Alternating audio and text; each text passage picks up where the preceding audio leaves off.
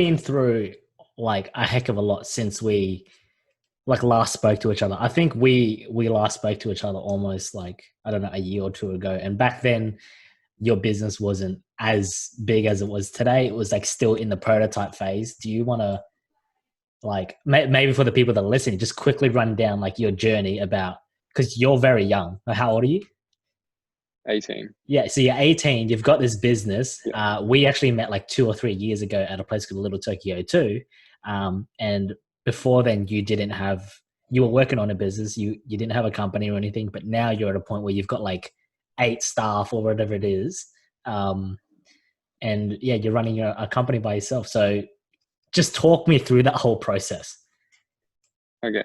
So I started it back in grade 9 at high Yep. school.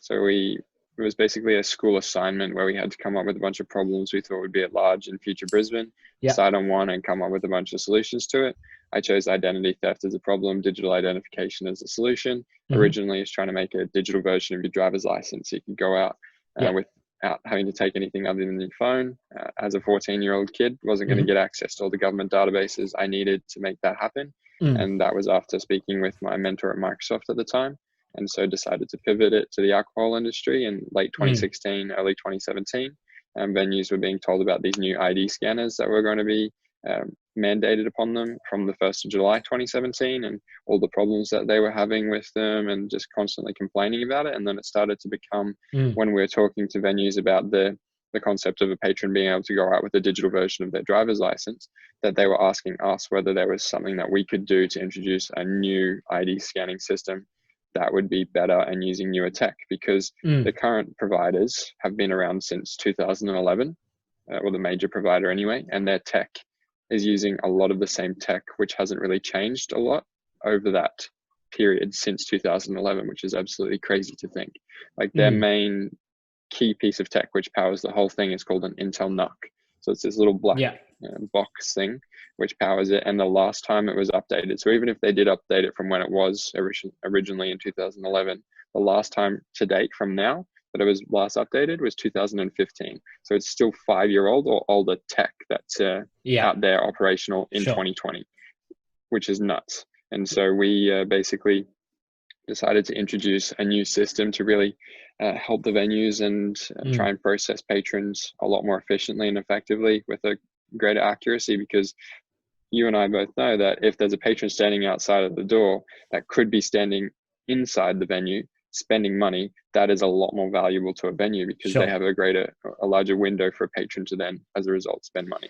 Yeah. And hence why it's been such a driving factor for venues to start porting over to us. Yeah. So it took 4 years for us to get to this point, and we now have a fully operational product, which is, we've got 35 venues across Queensland currently. So Hmm. when we got our approval through in June this year, we had about a month to convert venues as possible. We ended up selling through all of our first order of hardware, Yep. which was pretty cool. I was pretty happy with that. And then now, before that, in order to get to that point, the software actually took 18 months to be developed Yeah. and over $1 million. So Jeez. it What did took you say? $1 million? over $500,000 $500,000 to develop the software. over that. Yeah. Jeez. So let's like get this straight. You basically realize that the clubs in every day basically have like a flawed model of getting people into the club, which is like a big black box that's outdated. You developed a software called IDU Identification that basically lets people to scan their driver's license with their phones, get them inside the club, help the clubs make more money as fast as possible.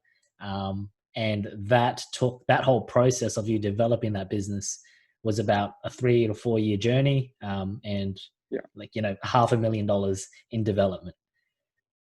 Yeah. And then we had approval fees from the government as well. So the product is just an iPad, which a bouncer holds. Yeah. And then the patrons provide the bouncers with their driver's licenses. And so using newer tech, we can scan faster and more accurately Yeah. and consistently more accurately than what they've been able to do so before. There's no hard wires. It's all Mm. completely Wi-Fi based. At the moment, it's all based off of a local server that's hosted at each individual venue, Mm. versus us straight from the device up to the cloud. using Google Cloud servers. So as the most advanced tech available is what we've included in it. Yeah, And cool. so it took a while, but finally made it. Yeah, took a few years. Yeah, just a bit of a while. So who, Yeah, what type of clubs are you servicing right now? bars, pubs, hotels, nightclubs. So the main ones. So there's 212 venues in Queensland, or Yep, 213, something like that, that are legally required to operate ID scanners. So yep. any of those venues we can sell to. Like legally speaking, we can sell to any licensed venue, but our primary target market is the venues that are mandated to do so because they tend to have more scanners than a Sure. venue outside of a safe night precinct is, and it's not as easy to sell to a venue outside of a safe night precinct. Yeah, sure. And what's the like the most notable like club or bar that you currently have operating these ID scanners? The Caxton Hotel. Caxton Hotel. Oh, cool. Is Yeah. that like a So free just over entry kind of thing? free entry for me or free Yeah. entry for patrons? Well, I don't know. I'll put +1. Yeah. You get free entry and just bring me along. Yeah, just jump up into the DJ booth, free Yeah, drinks, we'll be exactly. sweet. Yeah. Yeah. So I'd really love to know because I think we kind of touched on this like a couple of I think it was last week or so, but COVID obviously was well still is a thing, but quite recently most of the bars in Queensland, if not all of Australia, got hit with it and they had to close. Like how did you operate throughout that period and still operating throughout this period? Like how was that for you? And what challenges did you have to overcome to get to this point? And for sure, it hasn't been the hardest challenge that we've had to go through, but definitely pretty high up there. Mm, We initially, because the clubs were closed, our approval was pushed back because the government that department that issues our approval was still going through our approval process, and because of all of these questions and everything that they had to deal mm, with the regulations around venues having to be closed, they then had to kind of put our approval back in the back seat to an extent. So then it actually delayed our approval coming through, which could have come through earlier at the mm, start of this year, prior to yeah. COVID, actually coming through halfway through the year as a result of everything. And Mm, then in June, when we got the approval through, there was maybe 5 of our venues that we had signed actually up and operational. And in order to get venues converted over to us, because they were in such a tight position money wise, we had mm, to offer a really enticing deal. So we gave the venues their first 2 months of use free to get them back up on their feet, to really entice as yeah. many venues to come over as possible, because then we are generally like on a week in, week out cheaper, but then we're a company that venues hadn't necessarily heard of before. So they Sure. were taking a bit of a gamble, although we knew and we were confident in the product. You Mm. had to get that extra confidence, and by having that pricing incentive, it got us there. But at the moment, hasn't really made too much of a difference. Venues are fairly, in as far as we're concerned, operating as normal. Yeah. Well, what's interesting to me, because given I'm like in the marketing space, is what you've done. You've basically to get these people to sign off while you're because you didn't have a physical product to sell to these clubs, right? You had to like generate demand before the product was actually finished. So like from a Yeah. marketing standpoint, how did you do that? Like, all these clubs, you know, basically waiting for you to finish this product. How did you go about, marketing and getting these people interested to kind of sign on board as soon as you're ready to go live? It was really based around conversations and relationships, based with the venues themselves, Mm, and then what's called safe night precincts. So there's 15 safe night precincts across Queensland, and mm-hmm, they have monthly meetings. So we would actually go to those meetings, not at every safe night precinct, of course, but different mm, ones around the place, to present to venues and present to the safe night precinct boards, which look after those venues. mm, And when speaking directly with venues, we really brought up the problems that they were facing with the current systems, yeah, and really got them to think about what they didn't like. So then A, it allowed us to get a better understanding of it, and B, it'd mean that we could then ensure we didn't have those problems. sure. And then because you're making them think about the problems that they're having, if you come to them and say, I can solve that problem for you, we're going through the approval process, we don't have the physical product for you to start using now, but if we solve these problems for you, would you sign on board or sign with us to use our system? And by Mm, doing that, we actually got quite a few venues saying yes, because off the back of us saying, we're going to solve these problems for you. And we did exactly that. We delivered on what we said we would do.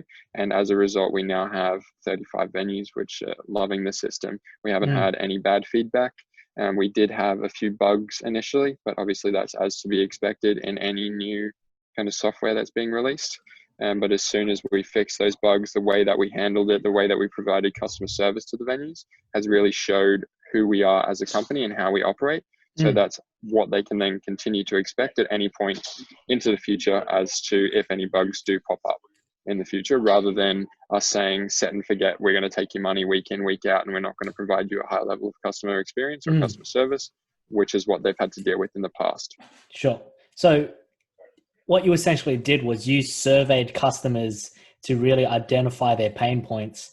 And then as you're building this product, you're iterating it based on that feedback and essentially plug in the holes, which like the current products are kind of lacking in. And then from there, basically just keeping in touch with these people, presenting them that like, okay, all those problems you had, we basically built this thing to fix all of those things. And then once you go live, that's basically it. Yeah. Exactly. Wow. And then we would, not in every case, we would give them like a bit of a demo. We had like an interactive prototype, which we could show them.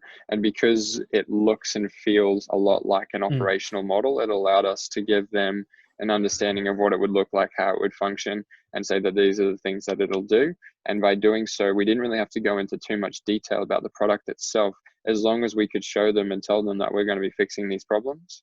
They were so fed up with the competition and the products that they've had to use previously, because they legally have no choice, that they have to use us or our competitor, and that they've had so many problems with the competitor, and the competitor is a multinational company. They just don't give a shit about the little venue that goes, oh, can you make this feature better for me? No, screw you. We don't give a shit about what you want. You're going to continue using the product because there's no other alternative. And now it's like, well, guess what? There is. It's a better alternative, and venues are loving it, which is what we like to see. That's a really cool marketing tactic. It's basically, I don't know if you read marketing books, you probably don't, but I'm a bit of a nerd and I love reading like these marketing concepts and stuff. And there's this concept called like the first and second position in a market. So kind of similar to like Coca-Cola or Pepsi, like the big players in the industry. You can't beat them at their own game. You need to kind of like come at it as a second position. Like, you know, to compete with these guys, you need to be the opposite of them, right? So instead of saying we have a better whatever they've already got, we say, no, we are literally the opposite of what you've got. And we basically, you know, fix all the problems that you have with this other company, and you kind of make them switch. So I love how you positioned yourself as like, you know, this big monopoly of an ID scanner. That's not us. We do this thing, and we fix all the problems that you have. Exactly, because there used to be another provider that was approved in the market. And I found out at the beginning of COVID, they went into liquidation as a result of being $8 million in debt. And their system functioned and looked pretty much the same as the initial market entrant. And they functioned, and had similar issues, to the point where it's like, okay, well, why would we bother introducing something that's just a replica that just doesn't have the same features or the same bugs? Why not change and introduce something that venues actually want, that's going to solve problems and that's going to work better, and be seen as introducing innovation that the industry hasn't really seen before? Because the alcohol industry, even since like 1780s or 1900s or 1800s, whatever, hasn't really changed a great deal. Obviously, you've got people that are coming in to do DJing with their electronic EDM music, but at the end of the day, a bar is still a bar, the same way that a bar was back in the 1800s in Wild Wild West in the US. You go in, you grab a drink, you have a chat with some mates. Yeah. That kind of core concept of it hasn't really changed a great deal. And at the moment, obviously, there's a huge angle about making it safer for everyone going in to a venue. And if we can help contribute to that in a new way with making everyone's life easier, then that's exactly what we wanted to do. And that's what we've done. Yeah, that's awesome, dude. I love, like, because people don't understand this, but I worked at a place called Little Togo 2 to 3 years ago. I don't even know how many years it was, but back then you and I knew each other, but you literally did not have a, I would, real isn't the right word, but you didn't have like a company, right? You didn't have a product. You were still developing this thing. It was an idea that you were constantly working on. And fast forward 3 years, you're now a 18-year-old, 19-year-old like founder with several employees. You've got a real product. You've got tens of like clubs and bars that are using your product. Do you know what I mean? Like, I think you should really like, I don't know, like congratulate yourself on that big transition from, just idea to actually like company owner, business owner. Cause I think that's like a massive, massive step along that journey. Obviously you being super young, you would have had to overcome so many barriers, like so much struggles, right? Like talk to me about For sure. what it's like being an 18-year-old company owner, managing like several employees, like, yeah, just what goes on behind that. It's different to what I was expecting. Like obviously there is some things which I was expecting to happen, but last Mm, year in particular was one of the more difficult times for us mm, because I had an ex-business partner actually go rogue. So because I was 17 at the time, he thought that he knew more than me sure. and that I wasn't going to be able to do everything as well as he could. And so Yeah. he, as a result, told me that I wasn't going to be running the company anymore. And because I was 17 and we had incorporated as a company, I had to appoint this individual as the director of the company because I didn't want to put that risk on any family members or anything like that. And this individual was happy to do that. And Yeah. so, as a result of being the company director, they thought that they had more power than what they actually did without fully understanding the role of a company director. And Yeah. so they came to me and tried to tell me that I wasn't going to be running the company anymore, that I was going to be sitting back and watching them run it for at least a year and learning from them running it.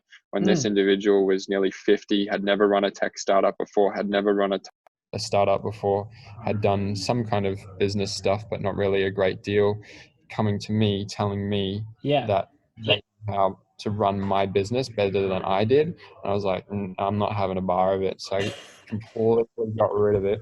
Um, Huge time, and there was a great deal of stress, but we ended up getting through it and are now out on the other side of it. But it was just such a weird thing that obviously other 20, 30-year-old founders probably would have experienced as well. Mm, Well, some people, I hope not too many, but it's different because they then, as like someone that's nearly 50, puts themselves on a bit of a pedestal thinking that they know more than somebody that's younger just because that of that age difference. So that was definitely the hardest yeah. part So of starting this how is that business. like how do you cope with that then? Like, being 18, people kind of don't respect your knowledge, your expertise.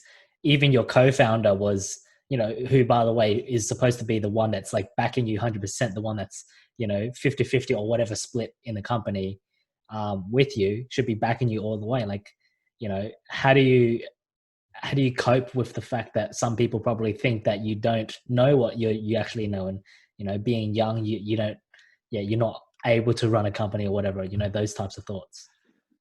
Yeah, it's definitely difficult. Like going through it, it was really helpful having particular mentors in place, and then just knowing um, in myself that I knew that I could make the company successful and deliver on something because I had already secured interested customers.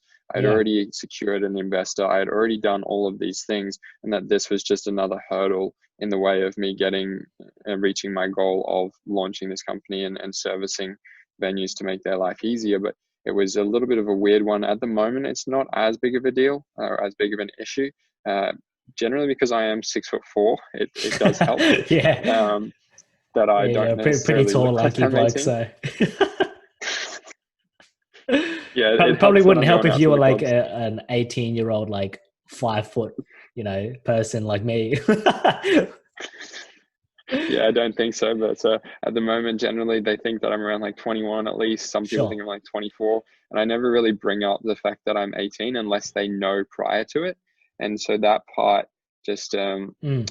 really helped the image per se, because if I Sure. was short and looked like I was a kid, then I think that they would lose a bit of respect. But because of the momentum that we've generated as a new company, as a fresh young company as well, they Mm. understand that the young, particularly the venues in particular, they generally understand that young people is what's driving the next generation of innovation and technology, and Yeah. respect the fact that we're likely to be in the best position to help them with their problems. And in some Sure. cases, I deal with venue owners that are 60, 70, 80, some of them like 40. And then there's managers which are in their 20s and 30s. The managers in their 20s, 30s, they're fine. The ones that are 70s, 80s owners, they're fine. It generally seems to be that only the people around that kind of 40 to 50 age bracket are the ones that are a little bit more difficult in some cases. But as long as you're providing like a proven track record, and that you are going to deliver on whatever you say that you're going to deliver on, Mm. most of them just don't really care if I'm younger than them. It's just that we're bringing a new product that's making their lives easier. Yeah. So like, results speak louder than words. So, you just kind of, paving the way through just your track record, really.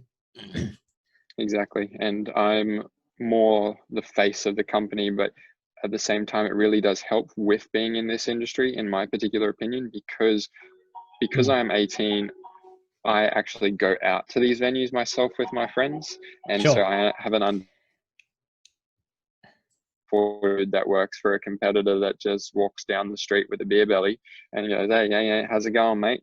You don't have a proper understanding of how the industry works from a patron's perspective Sure. versus being 18, 19, 20-ish. You have those both perspectives from a venue manager, from a patron, and from an ID scanning point of view as Yeah. well. So you going out with your mates and stuff is user what was it, like, User research? testing. Yeah, user Yeah, market testing. research, user Yeah. testing.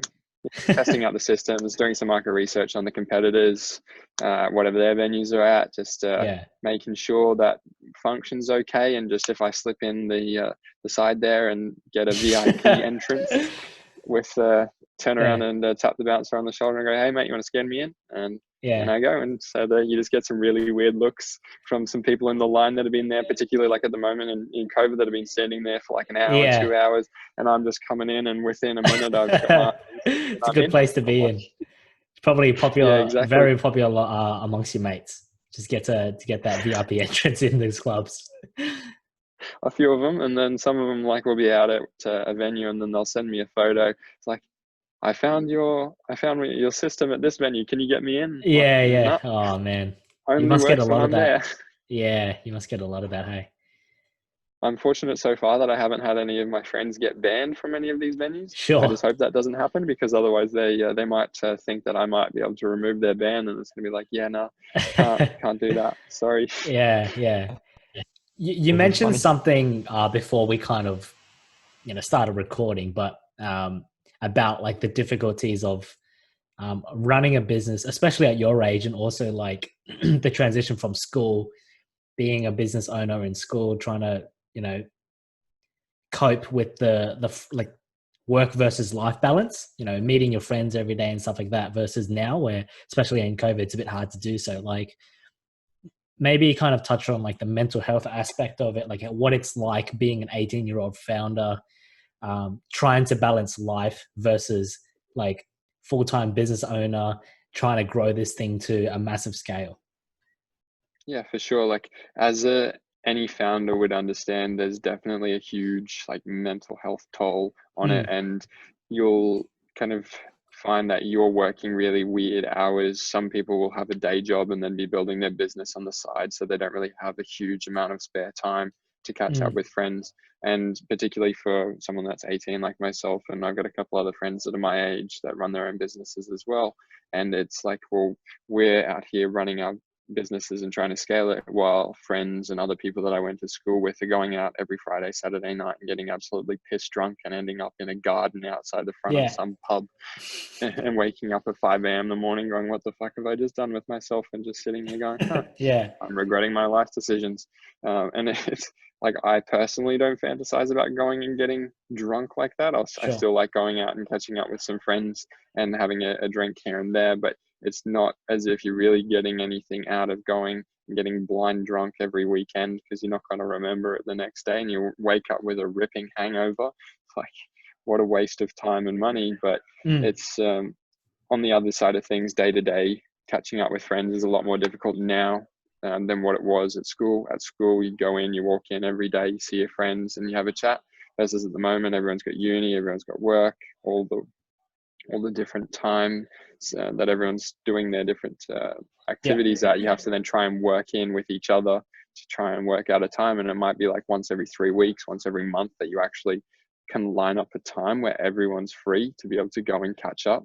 And so it's a huge difference, because then, particularly like what you mentioned, as being at home without necessarily other people there, it's you kind of get tunnel sighted and just focusing on growing the business and not really focusing on your life outside of the business. And I think that it's really important to recognize that if you are getting to that point, and to take a step back and still maintain a social life, because you don't want to get to the point where it's just the business is your sole focus. You don't have a life outside of it, because then what happens when you sell the business, you stop working at that business, then you go, oh, well, shit, what do I do now?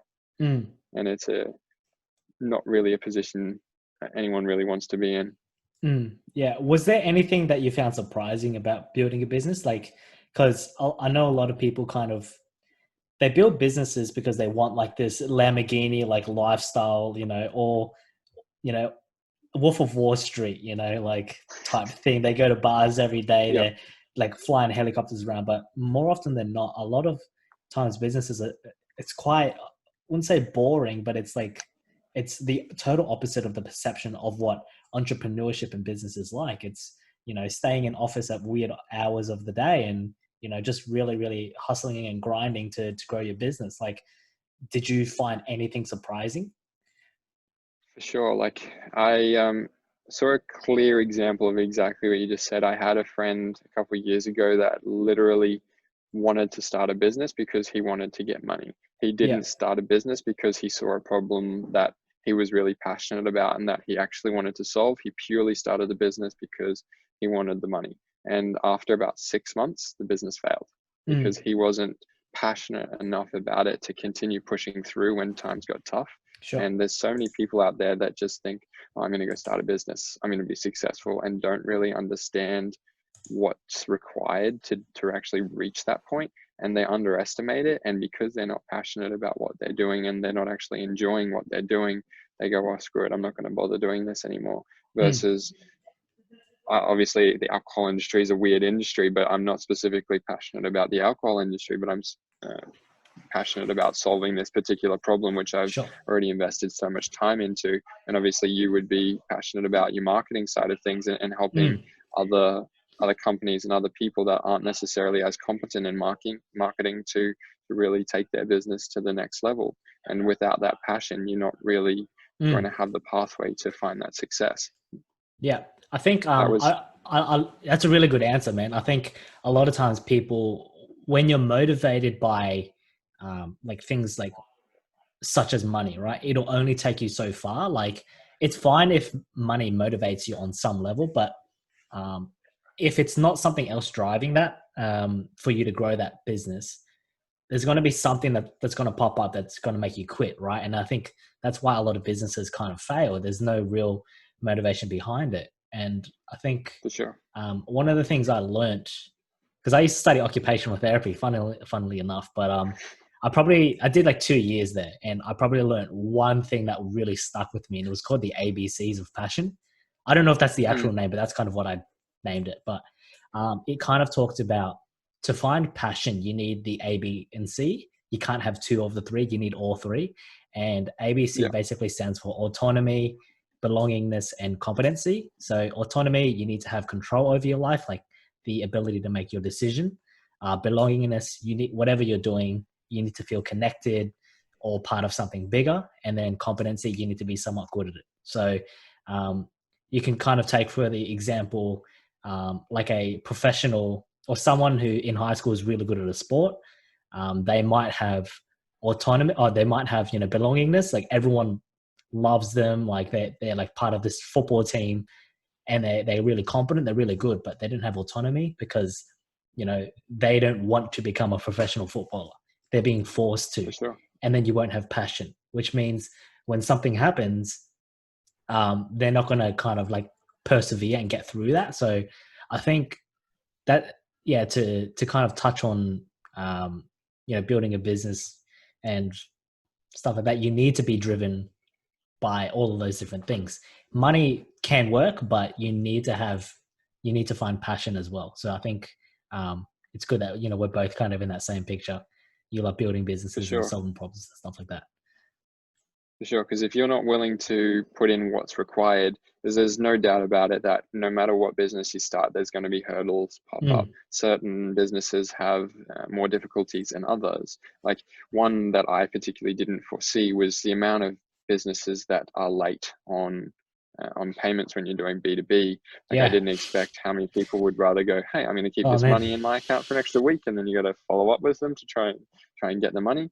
And just different little things where you've got to continue pushing through. Like obviously that's such a small example, but one where a business partner goes rogue, or where a client goes out and says something really bad about you. Not that that's happened to me, but there's other businesses which have obviously experienced that. There's going to be things which are out of your control, which are going to pop up, that if you don't have the drive and the passion to keep pushing through it, then you're not going to succeed with it.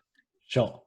I love how you mentioned that, like following up on things that don't matter. It's like, if I could, if anyone told me that like the reason why they got into business was to like chase up invoices and like do admin work, that'd be like the most ridiculous thing I've ever heard in my life. But, part of running a business, you are going to have those days where, it's just stuff you need to do. There's always going to be boring stuff that you hate, chasing up invoices, following up on clients and all this stuff. But, if you don't really love what you're doing, you're probably never going to persevere, right? You're just going to quit. Exactly. And for me, it's like, I see it as you're either going to work to help build someone else's dream, or you're going to work to build your own dream. And I would rather work to build my own rather than working on somebody else's. Like as much as it's nice to have a secure job, I think that you're getting a lot more value. And as a young person, you're in a particularly good position. Like myself and most of the other young founders that I know still live with their parents. So you're in a position where you have such minimal risk, where if something did go wrong, that you're not going to fall down and through the cracks and be in such a shitty position that you can't get back up on your feet. That you're better off taking risks when you're younger rather than when you're 30, 40, having a family relying upon you, that you actually need that money consistently coming through. Because if you are in that position, you have so much more pressure on yourself. Like obviously it can be done where you can have a 9 to 5 and then build your business out of those hours, but it's putting yourself in a really difficult position where you then don't have time for family, friends, like what we were talking about before with your mental health side of things. And there's so many founders which do have difficult mental health issues because they've done that to themselves and have forgotten to take a break to step back and to still maintain their social life. Sure. I think you also mentioned something like before about one, if you're young and you want to start a business, you might as well, because the risk is so minimal. But also early on, we spoke about how the school system is kind of not setting people up to do so. Like the curriculum is a bit kind of specific for people wanting to get like a full-time job, and it doesn't really pave the way for people like yourself to really excel and grow their companies. You want to talk about that and how, like, what needs to change and what people really need to kind of learn in the early days to I guess be successful in life. Yeah, for sure. Like for me in particular, I learned pretty much everything that I needed to along the way for the business, from mentors, from advisors, from friends, based on their experiences, and just other founders that were doing similar things or that had done the stage that I'm at, and just getting their feedback on how they got through it to then really understand and build it further. There's so much learning that you can get out of there, from business books, from marketing books, for example, from YouTube videos, from other people. Like obviously you've got your YouTube gurus, which are fake gurus that are just selling you a course that's worthless. But there's still a lot of valuable content out there. And at the moment, the school industry has and always has been focused towards getting a workforce that continues to grow, to then continue taking civilization and everyone to the next level, or continuing through to the next hundreds of years. But there's never any angle really that the school presents to you other than go to school, go to university, get a job. You get some people that they'll push, go to school, go to TAFE, go get an apprenticeship and become a chippy, or those people that are a bit more hands-on, but there's never really any skills development that goes beyond that test that you're going to sit at school. Like for me, I would study minimal amount of hours at school and I would still manage to get a decent enough grade. I ended up graduating with an OP7, which is not bad considering I only went to school 3.5 days a week and didn't really focus that much on school. But the school system would put you in a position where you had to study this content and then regurgitate that content in a test. And then after that test, pretty much every student, unless you've got fully comprehensive memory and you just remember absolutely everything, you're just going to forget it after that test, because you've learned what you needed to for that test, and now after this test you no longer need it again, so you forget it. So you just maintain it for that amount of time, and that's not really a good way to be doing things, because rather than teaching content, because content is only going to be kind of valid for the next, say, 5 to 10 years. What happens after that 5 to 10 years, where that content that you learned at school is now useless? You still need to learn it somewhere. The schooling system should be teaching kids more so how to continue learning rather than the actual content itself. That'll definitely put people in a better position than what they are at the moment. Particularly, a lot of my friends have no idea what the hell they want to do, and that ends up being so many people, and there's no way for them to work out what they want to do other than going and getting some degree and getting into that job and going after a year, this isn't what I want to do, and trying something different. And I know for one of our companies that we work closely with, there's so many companies out there that don't give a shit about your degree, that if you can prove that you can be successfully delivering on the results out of that particular job. So for example, we just hired a new developer. She didn't go to university to be a developer, but she's able to competently develop. And so as a result of having those skills, you hire someone based off of those skills. I don't give a shit about that piece of paper that someone went to school. If they can't successfully deliver on the skills that you need them to be able to fulfill that job, that piece of paper is useless. Yeah. So you think the school system's kind of rewarding the wrong behavior, and to really succeed in you need to be always learning, constantly improving, and kind of learn on your own kind of thing. Not learn on your own, but, from mentors, the online resources you already have, right? For sure. As I said at the start, I have never used Pythagoras' theorem, trigonometry afterwards. I've used basic maths, basic accounting to be able to do spreadsheets, revenue forecasts, all of that kind of stuff. But all of the other stuff around angles and stuff and all of this crap and poetry and stuff, I don't even understand why the hell I have to learn poetry unless I'm going to be a journalist, a poet, or something like that. Sure. I had to do a review of a poem every single year throughout school. I don't even like poems. And I'm not going to read a poem ever again, yet I had to do an assignment on that poems. I break down a poem, the different types of poems, and you don't get a choice. You have to do it. Because I can't see any point behind it. There's so many things at school that are like that. The schooling system really needs to change in the way that it's going to help upskill and prepare students to be able to get into a position where they might like at the moment, there's no way for a student to really go test something out and see whether they like that, unless they're going to be an apprentice or in the physical labor industry. You can go and do an apprenticeship while you're at school and test that kind of stuff out. But if you want to be a lawyer, you can't go test that out. If you want to be a judge, you can't go test it out. If you want to be a software developer, you can kind of test that out on your own. If you want to be an analyst, or all these different positions, there's no way for you to go and see the day a couple of days in the life of a doctor or a lawyer or something like that, and just be there and just be a sponge and learn Mm, off them. There's no way to see these different opportunities, because unless you as a student are actually Googling, what does a lawyer do?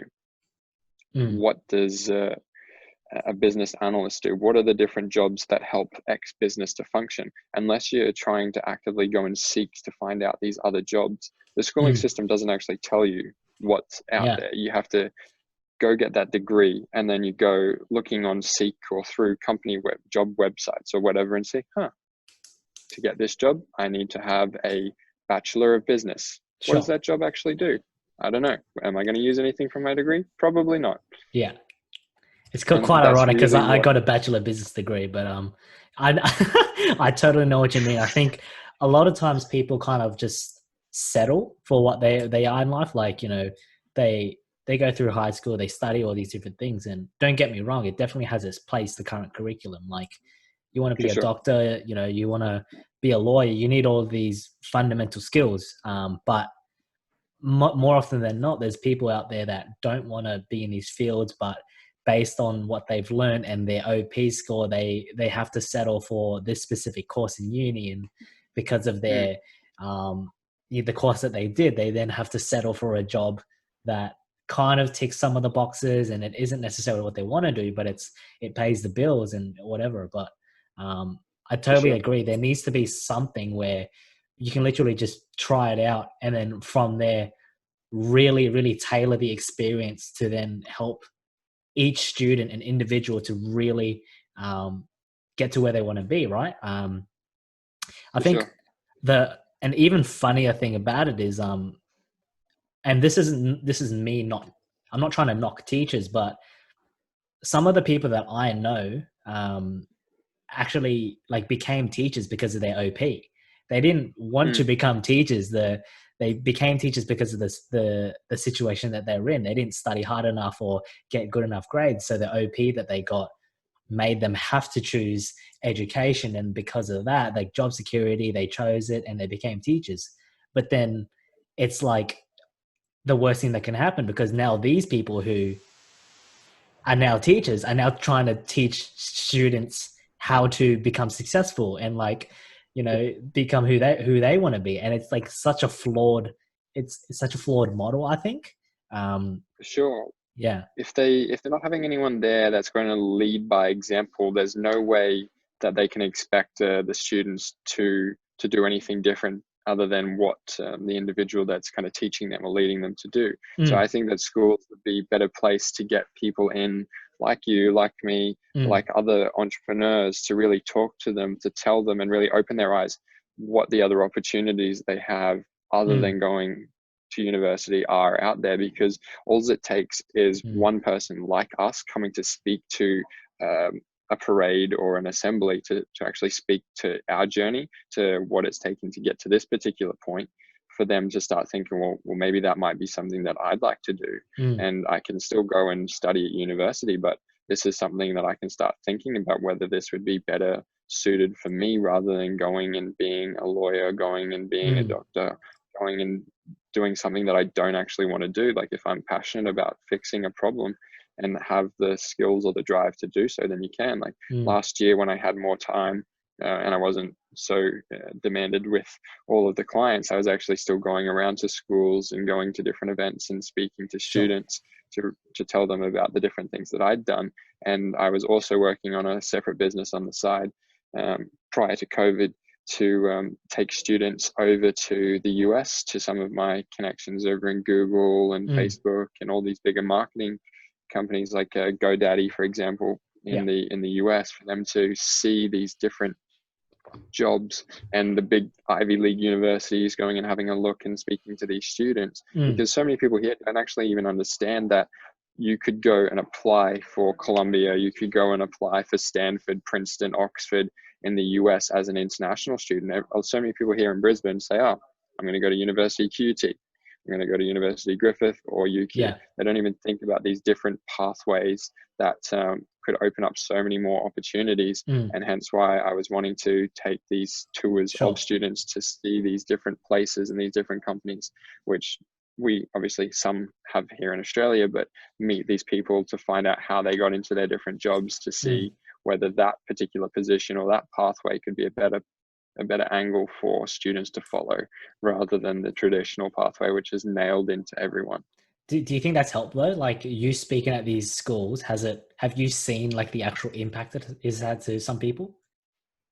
For sure. I've seen, like, I've spoken to different workshops with businesses that run courses and stuff at high schools and that type of area, where I've then had these students that'll send me a message every now and then and ask a question based on what I've done, to then see whether I can help them with their particular position.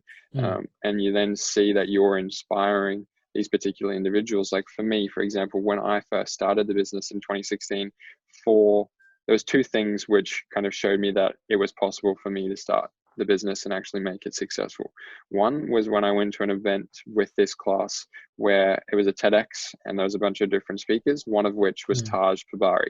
Back then he was like 16, 17. He had started his business. He had been relatively successful with it. And he was speaking to what he had done on stage at this TEDx event.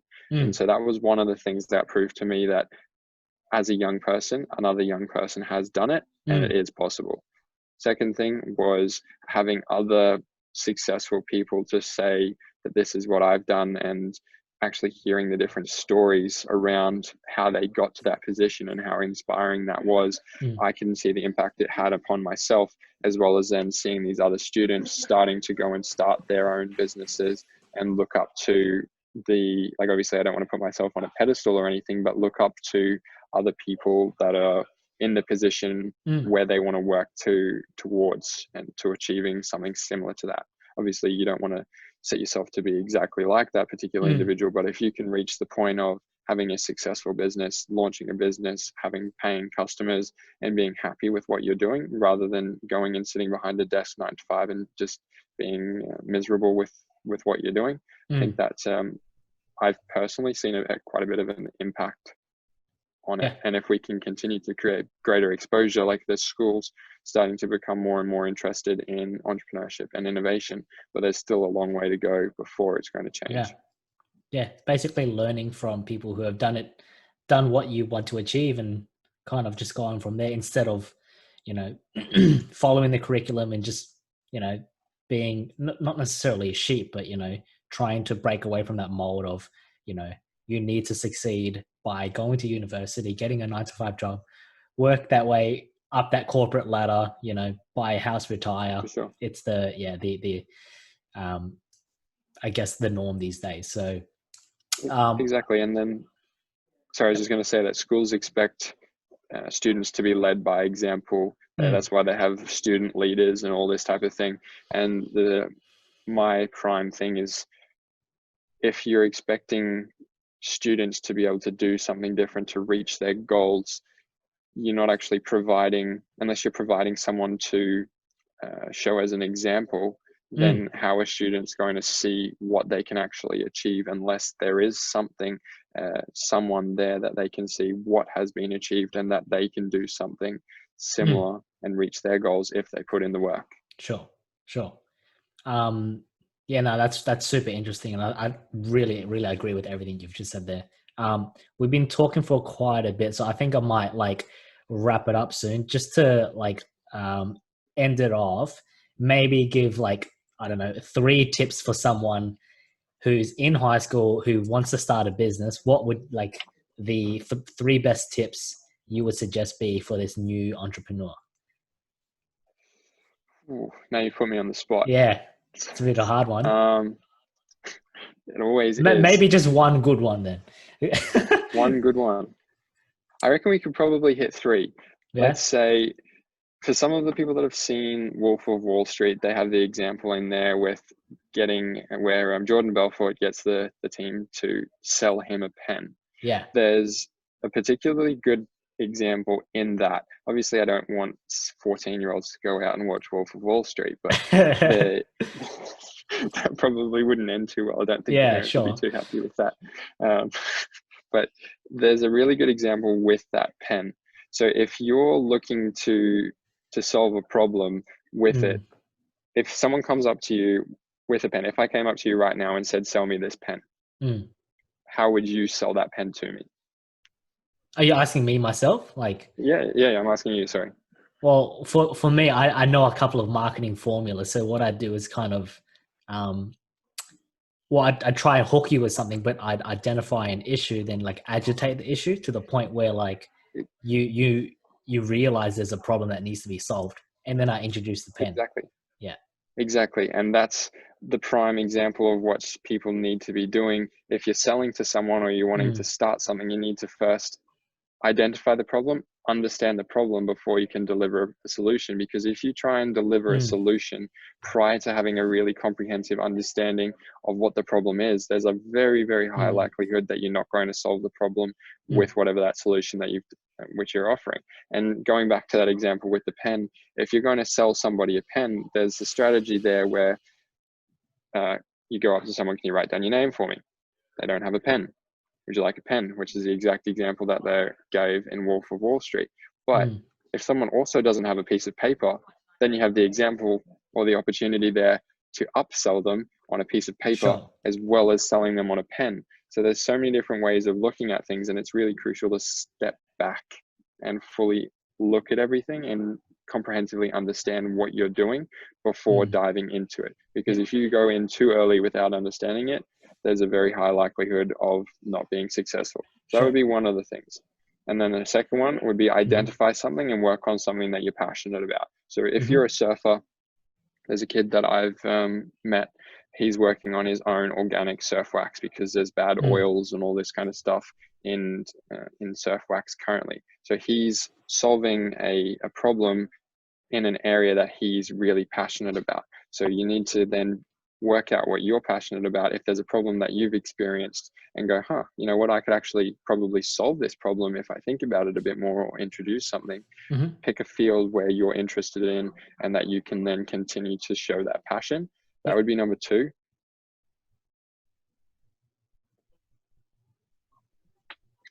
Oh, we almost cut out there. I think we're back.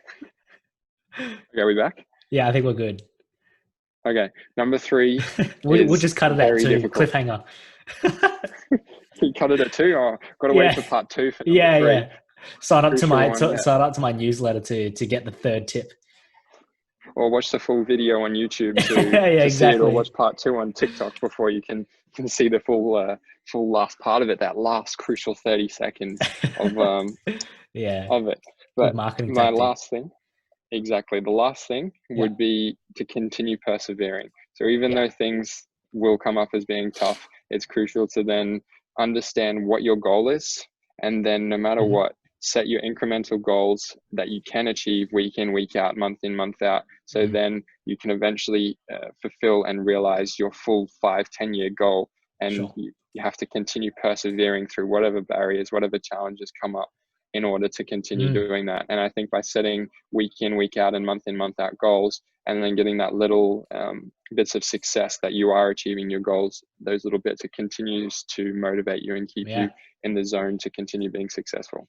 So just to confirm, first one, identify an issue that's worth solving before you start selling it to people, like really figure out and understand what people need. Second one, find something you're passionate about, really love what you're doing. And then the third one is set goals and persevere. Make sure you're hitting those KPIs to motivate yourself. Exactly. Beautiful. Exactly. Awesome. All right. Thanks, Mitch. Thanks for your time. If anybody wants to learn more about your business, where can they find you? They can find me on Instagram at mitch.robinsonn at the end, or on LinkedIn under just Mitchell Robinson. Or if they want to learn more specifically about IDU, just type in IDU Identification into Google, and everything comes up. There's a bunch of media articles if you want to have a bit of a read, or just flick us a message on LinkedIn or Instagram. Sure. Awesome. All right. Thanks for your time, Mitch. All the best. Thanks, Jason. Thanks, mate. See ya. Speak to you soon. Bye.